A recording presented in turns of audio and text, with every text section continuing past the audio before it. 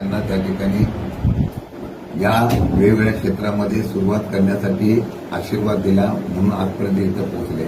पण काय बापाला विचारण्याची प्रवृत्ती काही लोकांची असते, त्यामुळे त्यांच्यावर काही अपेक्षा करणं योग्य नाही.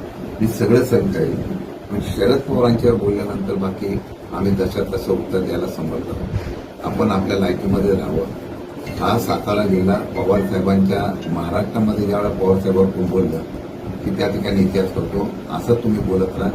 पण त्याला उत्तर जनता पवारसाहेबांवर जेवढे तुम्ही टीका करा, रयत शिक्षण संस्थेवर जेवढी तुम्ही टीका केली, या ठिकाणी आपल्याला सांगतो की तुम्ही असंच बोलत राहिला तर पवारसाहेबांच्यावर टीका करायचं काय होतं हे महाराष्ट्राने बघितलेलं आहे. या निवडणुकीमध्ये तुम्ही अशा पद्धतीने पवारसाहेबांवर टीका केली तर साताराची जनता यशवंतराव चव्हाणांचा आणि शरद पवारांचा असा विचार आहे तो निवडणुकीला नक्कीच मतदानात दाखवून देतील आणि त्यामुळे त्याचा फायदा उमेदवाराला होतो का तोटा होतो तो येणाऱ्या काळामध्ये दिसून येईल.